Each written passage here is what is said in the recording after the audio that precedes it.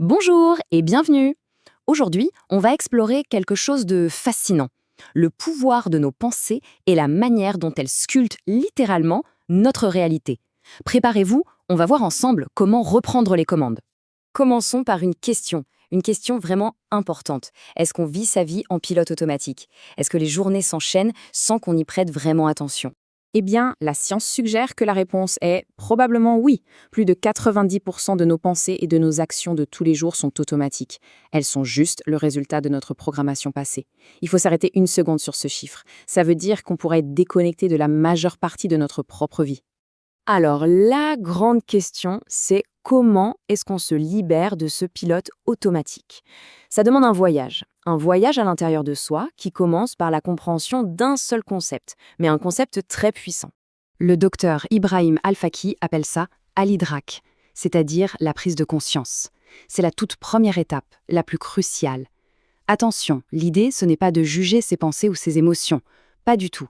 C'est juste de les observer, de prendre conscience de ce qui se passe en soi, ici et maintenant. Et cette conscience, il faut l'appliquer partout pour que ça fonctionne vraiment, pour trouver un véritable équilibre, du côté spirituel au côté matériel, en passant par la santé, les relations, chaque aspect de notre vie compte. Une fois qu'on commence ce travail d'observation, on se rend vite compte d'une chose.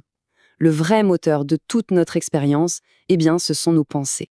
Il y a une histoire fascinante qui illustre ça parfaitement. C'est l'histoire d'une jeune femme et d'un sage. Imaginez la scène. La jeune femme, complètement frustrée, va voir ce sage. Et lui, qu'est-ce qu'il fait? Il la laisse attendre 1 heure dehors, puis il lui claque la porte au nez.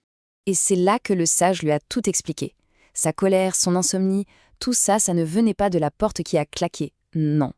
Ça venait de sa pensée. C'est une insulte. C'est une réaction en chaîne, toute simple mais tellement profonde qu'on expérimente tous les jours. La leçon est vraiment profonde. Il y a une ligne directe entre notre monde intérieur et notre réalité extérieure.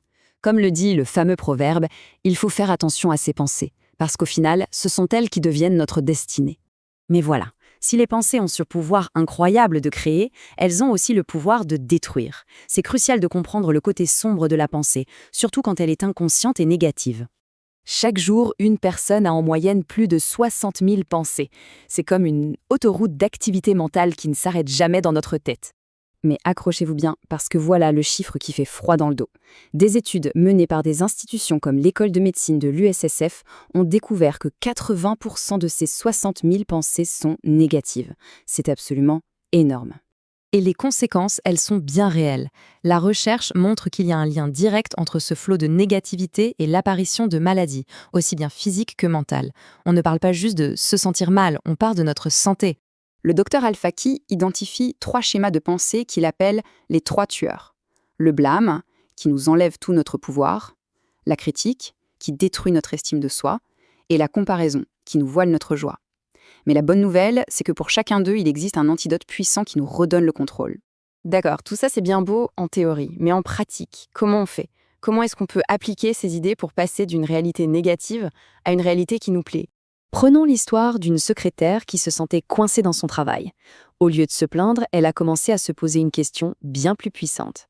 Que puis-je faire moi pour changer ma vie et gagner plus? Et là, son état d'esprit a complètement basculé. De passif, il est devenu proactif. Elle ne s'est plus contentée de faire son travail, elle s'est concentrée sur comment augmenter sa valeur pour l'entreprise en prenant des initiatives. La question est passée de « quel est mon travail ?» à « comment puis-je apporter plus de valeur ?» Et le résultat tangible de ce changement de pensée et d'action, une augmentation de 2 000 $. C'est la preuve parfaite que pour obtenir de nouveaux résultats, il faut de nouveaux comportements. L'histoire de la secrétaire, en fait, nous montre très clairement le processus de création. Tout part de la prise de conscience, ça amène à une nouvelle pensée qui inspire une action ciblée.